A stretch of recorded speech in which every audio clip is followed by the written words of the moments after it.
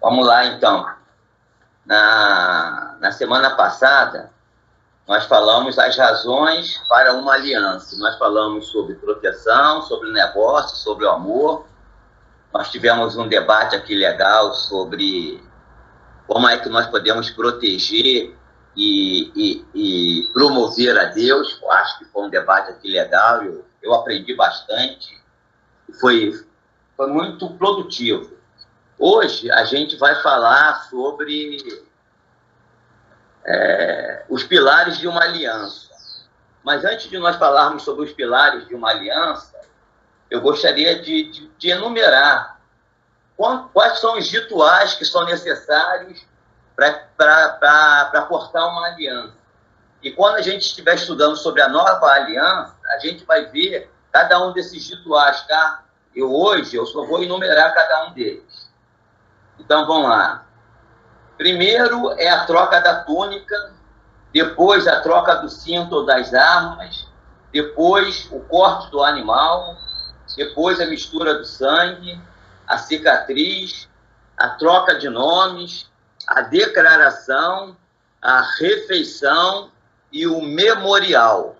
Quando a gente falar sobre a nova aliança, a aliança da graça, a gente vai falar sobre cada um desses separadamente. Mas hoje a gente vai falar sobre os pilares de uma aliança. Por mais que as alianças sejam carregadas de simbologia e rituais, a sua essência se encontra em 3 pilares. Então, em que está baseado as alianças? Bem, a aliança está baseada na palavra, no sangue e no selo. Na palavra, quando Deus direciona a sua palavra ao ser humano, ele está propondo uma aliança. Se alguém corresponde às palavras divinas, está aceitando o convite e uma aliança ela é estabelecida. Beth, lê, por favor, Romanos 10, 14 e 15.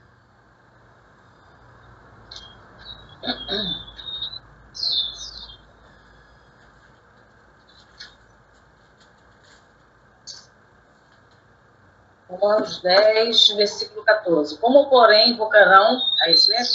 Uhum. Como, porém, invocarão aquele em quem não creram? E como crerão naquele que nada ouviram? E como ouvirão se não há quem pregue? E como pregarão se não forem enviados? Como está escrito, quão formosos são os pés dos que anunciam boas coisas. Então, queridos, toda vez que a palavra de Deus ela é pregada, toda vez que a palavra de Deus ela é anunciada, nós estamos Deus está fazendo um convite ao ser humano para cortar com ele uma aliança. Então, os nossos púlpitos, as nossas conversas informais com os nossos amigos, seja lá onde for, toda vez que a palavra de Deus ela é anunciada, um convite para cortar uma aliança, ele é estabelecido. Beth, lê também nessa mesma linha de raciocínio, lê também Isaías 53, de 1 a 10.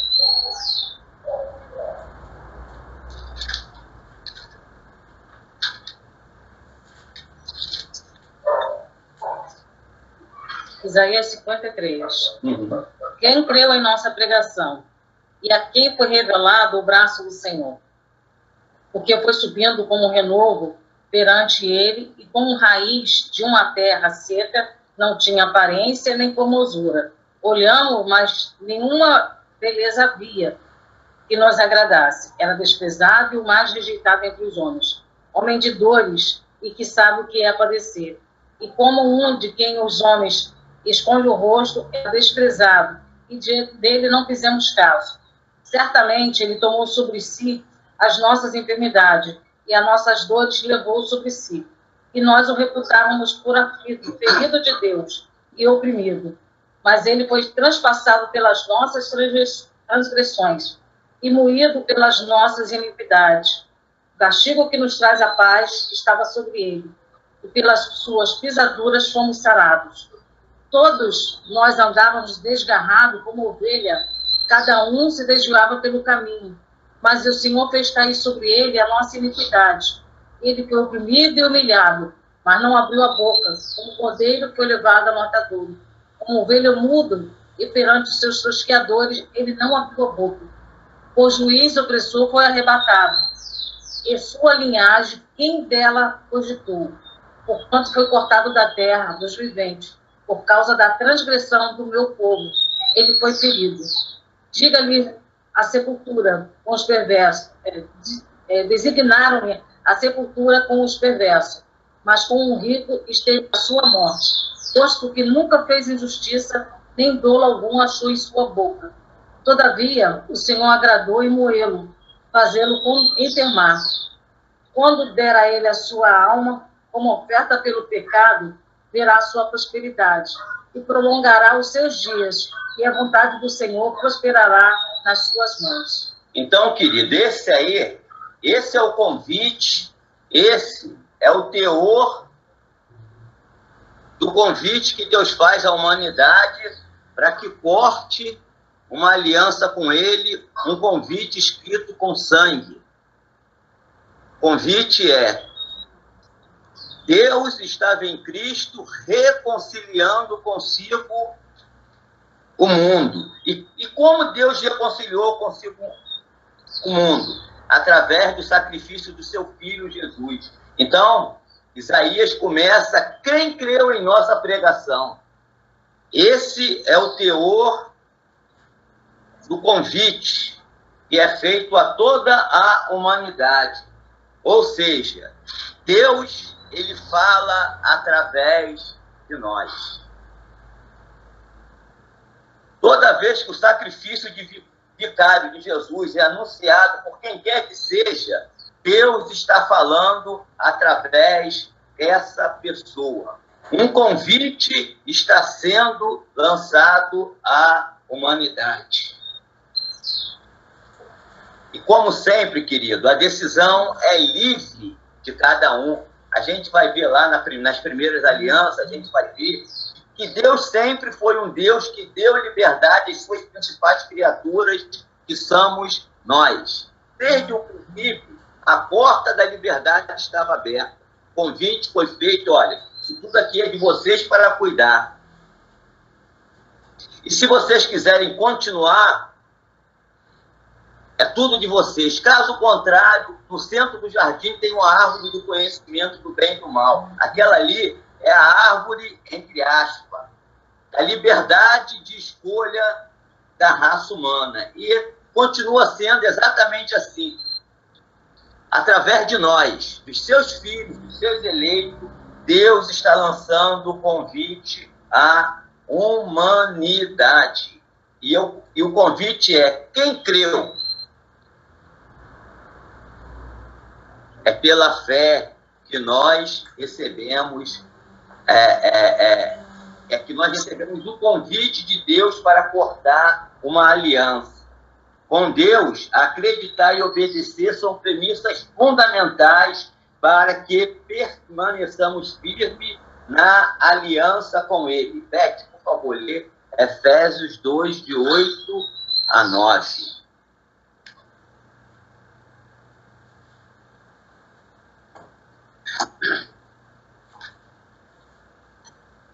Queridos, como sempre, está aberto para vocês fazerem qualquer colocação, tá? 8 e 9, né? Efésios 2, 8 e 9. 8 e 9. Porque pela graça sois salvos, mediante a fé. Isso não vem de vós, é dom de Deus. Não de obra, para que ninguém se glorie.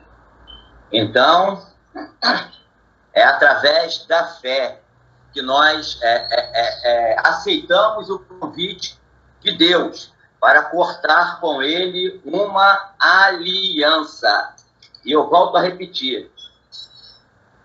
Depois, quando a gente estiver estudando, falando sobre a nova aliança, a gente vai ver em que consiste todo esse ritual para que essa aliança ela fosse formada, tá? A gente vai ver cada um ponto, cada uma base, e depois é interessante também que lá na frente a gente vai ver que do Getsemane até o Calvário, até a cruz, cada gota derramada de sangue por Jesus, desde o suor lá no Getsemane, que se transformou em sangue, que foi misturado, melhor, o suor não se transformou em sangue, foi misturado junto com o sangue, cada gota desse sangue havia um simbolismo. Ali, em cada sangue, em cada gota de sangue derramado por Jesus, Deus estava curando em nós uma enfermidade espiritual que levava à morte, tanto física como espiritual. É interessante a gente ver que em Isaías 53 diz, Isaías fala que o servo do Senhor, né, ele foi quebrado por causa das nossas iniquidades. E a gente vai ver isso no desenrolar do estudo com mais detalhes, tá? Com mais riqueza de conhecimento. Então, o primeiro pilar da aliança que é formado é a palavra, é a pregação da palavra. Nós somos embaixadores de Deus, queridos, e estamos levando a palavra da reconciliação. Deus, ele nos deu essa incumbência, essa tarefa, essa função de proclamar a redenção através de uma aliança de sangue com Deus. Amém? Alguém gostaria de colocar alguma coisa? Veja aí, querido, eu estou ressaltando muito isso, que é para a gente ver a importância de nós pregarmos o Evangelho. Sem a pregação do Evangelho, não há salvação. Porque a pregação do Evangelho é o convite para cortar uma aliança com Deus. Amém, queridos? Bom, o segundo pilar é o sangue.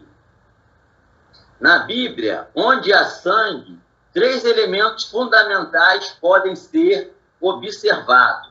Primeiro, o sacrifício. Segundo, o altar. E terceiro, o mediador. Então, queridos, a gente vai ver aqui, eu fiz um estudozinho aqui pequeno, a gente vai ver a relação do sangue no Antigo Testamento, a relação do sangue na Nova Aliança e a relação do sangue hoje simbolicamente, tá, querido? Em cada vez que a gente cultua a Deus, em cada vez que nós falamos a palavra,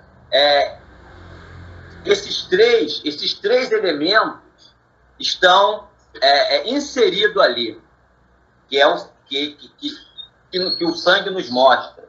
Bom, primeiro é o altar. No Antigo Testamento, esse altar era o propiciatório. E o que era o propiciatório? O propiciatório era a tampa da arca da aliança, que ficava dentro dos santos, onde o sacerdote, uma vez por ano, ia lá e nessa tampa ele aspergia o sangue dos animais que eram sacrificados, e com esse sangue que ele aspergia sobre o propiciatório, que ele borrifava sobre o propiciatório, ali Deus estava perdoando a iniquidade da nação de Israel. Eu não preciso dizer que esses animais que eram sacrificados simbolizavam mais tarde o próprio Filho de Deus, que seria sacrificado em nosso lugar e que seria o sacrifício perfeito que verdadeiramente viria agradar a Deus. Portanto, não precisava ser feito várias vezes, mas uma única vez satisfez a justiça de Deus. Então, nós vimos que o sacrifício é animal, o altar é o propiciatório e o mediador era o sacerdote que oferecia esse sangue a Deus. É interessante que na antiga aliança, o próprio sacerdote, ele também oferecia pelos seus pecados. Na nova aliança já não, uma vez que Jesus, que é o nosso sacerdote, ele não tinha pecado, portanto, poderia de uma vez por todo purificar todos aqueles que se chegavam a ele através da fé. Lembra bem, a palavra. Quem deu crédito à nossa pregação? Não. Oi, quem falou? Tânia. Ah, Tânia, foi que nós não estamos vendo você, mas fala, filho. Eu tenho uma dúvida do versículo que a Beth acabou de ler de Efésios, sobre que pela graça sois salvos, não por meio de boas obras, mas por meio da fé. Aí eu tenho uma dúvida acerca da predestinação. Deus realmente sabia que quem seriam as pessoas que acreditariam nele? Olha só, até porque Deus ser onisciente e onipresente, até por Deus ser onisciente, ele conhece todos que serão salvos, o que não serão. Eu vou fazer uma breve abertura aqui para falar sobre isso, tá? O que não significa que Deus ele fez acepção de pessoa. O convite é toda a humanidade. A Bíblia diz assim: Deus estava consigo, reconciliando consigo o mundo. Ou seja, o sacrifício de Jesus foi para toda a humanidade. Mas ela é eficaz a quem dá crédito à palavra, porque é pela fé. Eu tenho preciso... Agora você falou, a Beth falou do versículo que você explicou, aí você chegou nesse ponto, eu falei, um momento de esclarecer, né? Porque eu sou muito aluna para as questões bíblicas ainda. Tá, então, é interessante a gente ver que quem crê, né, os calvinistas mais extremados, que crê que Deus, que Jesus morreu por alguns e por outros não, ele usa esse versículo, exatamente, Efésios 2, para dizer que Deus, ele deu a fé tão somente para os eleitos. Porque pela graça sois salvos por meio da fé, e isto não vem de vós. Então ele diz que a fé não vem de nós. É Deus que foi dar. Só que, embora no português você pode ter a dúvida que tem, não, é o que foi dado, o que vem de Deus não é a fé, mas é a graça. Queridos, mas no texto original não dá base para isso. Porque no original, o isto, esqueci qual é a palavra que foi traduzido para isto, ela no original, ela não está nem no feminino, que aí você poderia ser tanto a fé como a graça, ou os dois, e nem está no masculino, porque aí seria alguma coisa no masculino. Esse isto lá está no neutro, ou seja, não é masculino nem feminino. Então, o que Paulo está dizendo? Que o que vem de Deus, não de nós, não é nem a fé, nem a graça. O que Paulo está dizendo ali, que isto não vem de vós, ou seja, é o plano da salvação. O que não vem de nós é o plano da salvação, ou seja, Jesus foi à cruz do Calvário para morrer por cada um de nós. Tem a ver? Só um minutinho. Esse ensinamento mais extremado do calvinismo, que diz que a fé é um dom de a fé salvadora é um dom de Deus aos escolhidos, pelo menos nesse versículo, não tem base de sustentação. E como os próprios calvinistas dizem que eles não têm nenhum outro texto, e eu também não vejo nenhum outro texto que possa afirmar que a fé salvadora é dada por Deus a alguns, então eu não entendo a predestinação do jeito que os calvinistas mais extremados entendem, tá? Entendi. Mais alguma coisa? Sim, tem a Mais ver com alguma a questão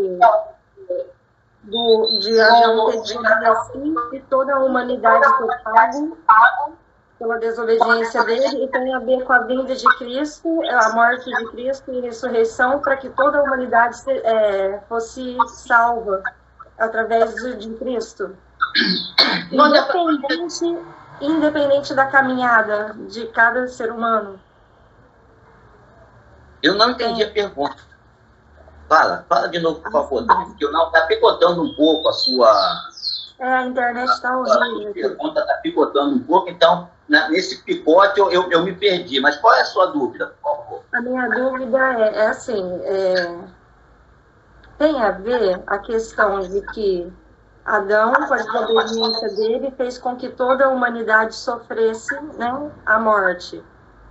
E que com a vinda de Jesus, com a morte de Jesus e ressurreição de Cristo, a salvação viria para todos, independente da caminhada que cada indivíduo tivesse ao longo das suas vidas.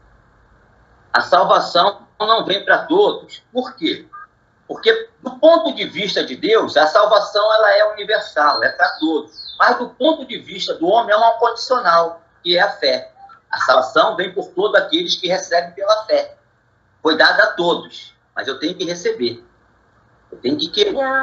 Tenho que receber. Mas eu entendi que o plano de Deus final seria isso, de que toda a humanidade fosse salva por meio da graça que vem dele. Toda a humanidade que crê será salva. E quem é que crê? Quem ouve a pregação e dá crédito. Como nós lemos lá, não sei se você chegou a ver lá em Isaías 53. Quem deu crédito na nossa pregação? Então, Jesus ele veio e morreu por todos. Deus estava em Cristo reconciliando consigo o mundo. Sim. Mas o sacrifício de Jesus só é eficaz na vida daquele que crê. Assim como porque não deu crédito à palavra de Deus lá no jardim, o primeiro casal foi expulso, assim também todos aqueles que não dão crédito à palavra de Deus não recebem esse dom da salvação em Cristo Jesus. Entendeu, Tânia? Sim, entendi. Obrigada. Então, a salvação ela precisa ser recebida por aqueles que ouvem a palavra. E como se recebe? Através da fé. Ok, Tânia? Esclarecido. Obrigada. Nada. Obrigado você, Tânia. Obrigado pela pergunta. Então, agora nós vamos falar na nova aliança. O sacrifício. O sacrifício foi o próprio Filho de Deus, Jesus. Jesus, ele se voluntariou a pagar o preço que era da humanidade. A Bíblia diz que Deus, ele olhou e não viu um único justo, nenhum sequer. Então, Jesus, ele se ofereceu a assumir a forma de homem, a ser homem exatamente no sentido expresso da palavra,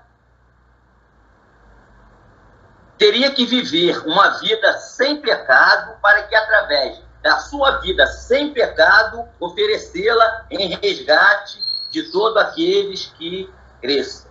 Então, na nova aliança, o sacrifício é Jesus. O altar foi a cruz, onde o sangue dele foi derramado, onde a sua vida foi ceifada. Embora a gente vai ver que desde o Getsêmani até o Calvário, Jesus derramou sangue em vários lugares. Isso a gente vai ver mais lá na frente, tá? E o mediador é o próprio Cristo. Jesus, ele ofereceu como sumo sacerdote, e aí se a gente for ver lá em Hebreus, tanto em Hebreus como em Salmo, a gente vê que Jesus ele foi feito sacerdote segundo a ordem de Melquisedeque. Então, Jesus, como sumo sacerdote, ofereceu o seu próprio sangue para resgate de nós, e esse sangue foi aceito por Deus como resgate de todo aquele que viesse a crer nele. Então, na nova aliança, o sacrifício, ele foi o Filho, o altar, a cruz, e o mediador, o próprio Jesus, ou seja, o sacerdote foi o próprio Jesus. E hoje, simbolicamente hoje, Onde é que está o convite de Deus para a aliança? Qual é o sacrifício? O sacrifício é a Santa Ceia, onde ali nós celebramos a morte de Cristo, onde o vinho simboliza o sangue e o pão simboliza o corpo de Cristo. Então, quando nós estamos participando da Santa Ceia, nós estamos mostrando, ainda que simbolicamente, ao mundo, aos homens, esse convite, essa convite à aliança que Deus nos fez. E o altar? Bom, o altar, ele é o púlpito, onde a palavra é pregada, onde o convite é feito, onde no final tem até o apelo, né? Quem crê em Jesus, quem quer aceitar Jesus como Salvador, né? Então, o altar, onde o sacrifício é feito, é o próprio púlpito. E o mediador? O mediador, ele é o Espírito Santo de Deus, porque é o Espírito Santo de Deus que convence o homem do pecado, da justiça e do juízo. Queridos, isso eu estou falando simbolicamente, tá? Eu não estou dizendo que isso é literal, estou falando que isso acontece simbolicamente. Então, a gente vê que o sangue, ele tem tudo a ver, ele é um dos pilares, ele é uma das bases da aliança que nós cortamos com Deus. Aliás, o autor de Hebreus, se eu não me engano é Salmos, também diz que sem derramamento de sangue não há remissão de pecado. Sem sangue não há salvação, porque sem sangue não há aliança. Nós vimos, né, que o primeiro pilar é a palavra, é a pregação da palavra. Nós vimos que o segundo pilar é o sangue que foi vertido por Jesus. E o terceiro pilar, ele é o selo. O selo serve como constante lembrança da autenticidade das promessas da aliança, de seus termos. Ele ajuda a lembrar que as duas partes estão unidas e que irão cumprir suas obrigações. Então, o terceiro pilar, ele é o selo. Beth, lê lá, por favor, Efésios 1:13. Nós vamos falar sobre o selo que nós temos. Efésios, capítulo 1. Em quem também vós, depois que ouviste a palavra da verdade, o evangelho da vossa salvação, tendo também nele crido, foste selado com o Espírito Santo da promessa. Agora, Beth, por favor, lê também João 14:26.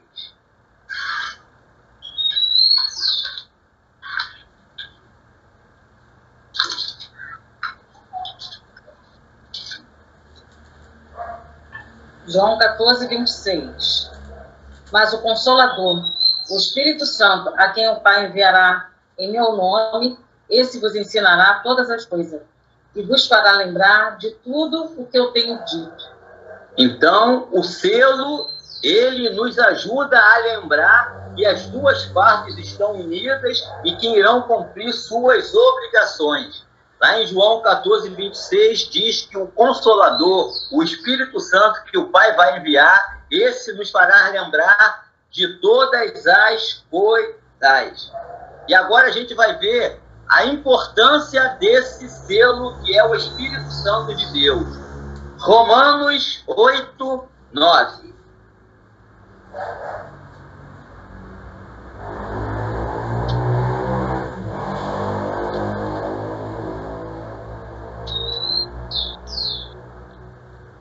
Vós, porém, não estáis na carne, mas no Espírito. Se de fato o Espírito de Deus habita em vós, e se alguém não tem o Espírito de Cristo, esse tal não é dele. Então, se não tem selo, não pertence a ele. Quando nós damos crédito à palavra e recebemos a Jesus, nós somos selados com o Espírito Santo de Deus.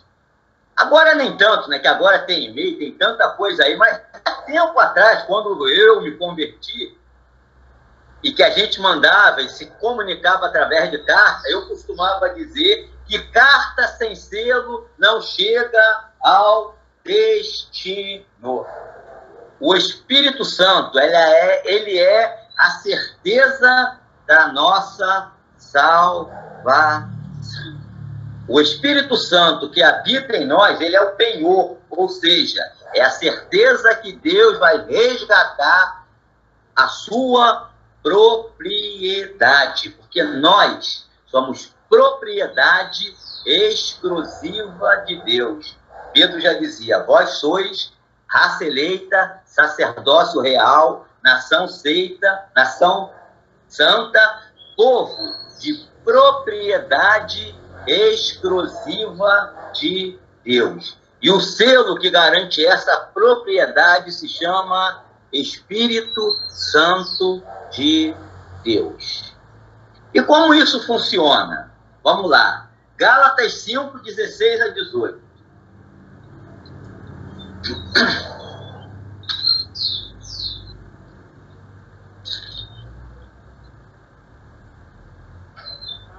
Gálatas 5, versículo 16 a 18. Digo, porém, andai no Espírito e jamais satisfareis a concupiscência da carne, porque a carne milita contra o Espírito e o Espírito contra a carne, porque são opostos entre si, para que não façais o que porventura seja do vosso querer.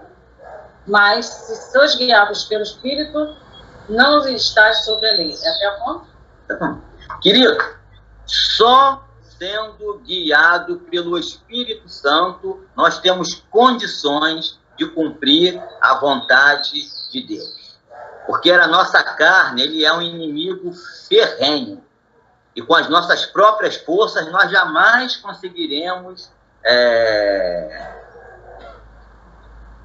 ser vitoriosos sobre ela. O versículo 16 diz o que mesmo, Beth? Digo, porém, andai no Espírito e jamais satisfareis a concupiscência da carne. Então, queridos, nós precisamos andar em Espírito. Portanto, nós temos uma responsabilidade, uma obrigação para com Deus que se encontra aí mesmo, Beck, não, agora bota lá em Efésios. Efésios capítulo 5, de 15 a 21. Portanto, vedes prudentemente como andais, não como nécio, e sim como sábio, remindo o tempo, porque os dias são maus. Por essa razão, não os torneis insensatos, mas procurai compreender qual é a vontade do Senhor. E não vos embriagueis com vinho, o qual há dissolução, mas enchei-vos do Espírito, falando entre vós com salmos, entoando e louvando de coração ao Senhor com hinos e cânticos espirituais, dando sempre graças por tudo ao nosso Deus e Pai, em nome do nosso Senhor Jesus Cristo, sujeitando-vos uns aos outros no temor do Senhor. Portanto, não sejam nécios, não sejam imprudentes, não sejam tolos.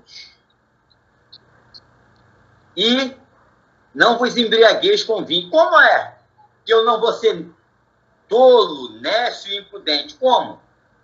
A cada momento, a cada instante, me enchendo do Espírito Santo. E não vos embriagueis com vinho, mas enchei-vos do Espírito. Essa palavra enchei-vos, no grego original, dá o sentido de continuidade. É um processo contínuo. Eu devo buscar a ser cheio do Espírito Santo em cada instante, em cada momento da minha vida, em cada circunstância da minha vida. E qual é a atitude daquele que é cheio do Espírito Santo? Leia para a gente aí depois do não vos embriagueis com vinho, mas enchei-vos do Espírito. Essa é a atitude de uma pessoa que é cheia do Espírito Santo, tá, querido? Beth vai ler agora. É versículo 19. Falando entre vós com salmos, entoando e louvando de coração ao Senhor com hinos e cânticos espirituais, dando sempre graças a Deus por tudo, em nome do nosso Senhor Jesus Cristo. Essa é a característica de uma pessoa que é cheia do Espírito Santo. Ela adora, ela louva, ela busca a Deus, ela é sempre agradecida. Isso são marcas, são características que nos identificam com o nosso Senhor Jesus Cristo. Queridos, o que eu preparei para hoje é isso aí. Vocês ficaram quietos a aula toda, eu não gosto disso, só tive a felicidade, a alegria da participação da Tânia. Tânia, muito obrigado, tá? Isso para mim faz toda a diferença. Mas está aberto para vocês, se alguém tiver alguma dúvida, alguma coisa a acrescentar. Eu só gostaria de lembrar para vocês quais são os pilares, tá? Da aliança que nós cortamos com Deus. A aliança é a palavra da cruz, é o sangue de Jesus e é o Espírito Santo que nos sela para a vinda do Senhor. Cruz, sangue, Espírito Santo. Cruz, Jesus, Espírito Santo. Amém, queridos? São esses os pilares, a base de sustentação da aliança que nós cortamos com Deus. Amém? Então, essa é uma parte da pessoa que faz a aliança, correto? Essa é uma das partes. Palavra, a cruz e o sangue. Bom, a palavra, ela é o convite. O sangue, ela é a marca, né, da aliança. Olha, você quer cortar comigo uma aliança? Sangue tem que ser derramado. E o selo é a garantia de que essa aliança, de lembrança, de garantia, que essa aliança ela foi formada. Mas aí, no caso, o sangue foi derramado por Jesus. E a nossa parte? Oi? O sangue foi derramado por Jesus. E a nossa parte? Boa pergunta. Paulo, ele, durante toda a sua vida, ele foi açoitado, ele foi pedrejado, e ele sempre dizia: eu trago em meu corpo as marcas de Cristo. A nossa parte é que a gente tem que estar disposto a levar essa aliança, ainda que, para isso, a gente tenha que ser até a consumação da nossa vida, até o sangue.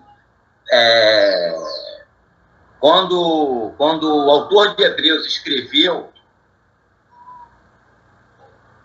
a sua carta aos Hebreus, ele disse: olha, na sua luta pelo Evangelho, vocês ainda não precisaram chegar nem ao sangue, ou seja, nenhum de vocês foi sacrificado por causa de Cristo. Aí depois ele deu uma série, não sei se foi antes ou depois, tem que falar, e ele também deu uma série de pessoas que pagaram um preço de sangue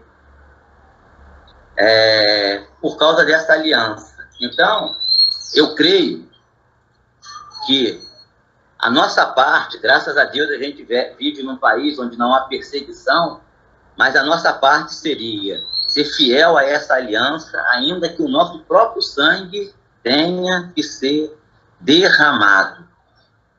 E o sangue que nós apresentamos hoje também é o próprio sangue de Jesus.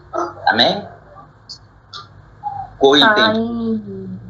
Fala. Romanos 8:36 fala: como está escrito, por amor de ti somos entregues à morte continuamente, fomos considerados como ovelhas para o matadouro. Obrigado, Tânia. Muito bom versículo, muito bem lembrado. Obrigado. Mais alguém? Aquele negócio assim. Penso que, assim, temos que levar o Evangelho de maneira mais séria, porque não é simplesmente assim, por conta da nossa cultura, nós não temos de ter aliança, de honrar, até mesmo a nossa casa. Tem essa questão da pessoa honrava até mesmo por sua própria palavra, ou seja, tinha aqueles cadernos de anotação, que eu lembro que tinha isso, você comprava fiado e você, no tempo certo, você pagava aquilo que você era devido. E hoje em dia a gente não existe, até existe, mas não somos tão fiéis como no passado. Então, é uma coisa, não sei se eu estou é uma coisa muito séria, o fato de andar com Jesus, de querer Jesus, de fazer uma aliança, porque envolve sangue, envolve sacrifício, envolve uma série de coisas. E se você chegar para o mundo e falar sobre isso, vão dizer que você está louco. Isso é loucura. Isso é loucura, você se basear no Evangelho, não digo nem religião, num caminho que você está seguindo, em que há sangue, em que há sacrifício, em que você tem que morrer, em que você tem que abdicar da sua própria vontade para poder fazer a vontade de Deus. Então, é uma coisa que não é simplesmente uma coisa além de nós, uma coisa para além de nós, mas é uma coisa que é real e que é vivo nas nossas vidas, né? Que é a realidade, que é a realidade para nós, né? Querido, era exatamente isso que Beth falou agora, que eu gostaria de colocar no coração de cada um de nós essa manhã. A importância daquilo que nós fazemos. Sangue foi derramado para que isso fosse realidade. Pessoas, não é uma nem duas, milhares de pessoas teve o seu sangue derramado para que essa salvação chegasse até nós e isso fosse verdade. Era isso que eu gostaria. E hoje, em muitos países, pessoas estão morrendo para que essa aliança fosse propagada para outros, para que essa mensagem, a mensagem da salvação, a mensagem do sangue, a mensagem da reconciliação, que foi consumada com sangue, chegasse às pessoas. Pessoas pagaram com o próprio sangue para que hoje eu, você, numa sala confortável como a minha, como a de vocês, falasse sobre esse evangelho. Gostaria que cada um de nós tivesse no coração isso, essa importância. Olha, pessoas morreram para que isso se tornasse realidade. E entre essas pessoas, o próprio Filho de Deus. Tá bom, queridos? Mais alguém? Não é só falar de Jesus, é a importância que isso tem. É o preço que isso tem. Eu falo de Jesus. Sim, querido, mas tem um preço por trás disso aí. Que a gente valorize isso, que a gente dê importância a isso de verdade. Porque, infelizmente, tem muita gente que usa isso como moeda de troca e de mercadoria.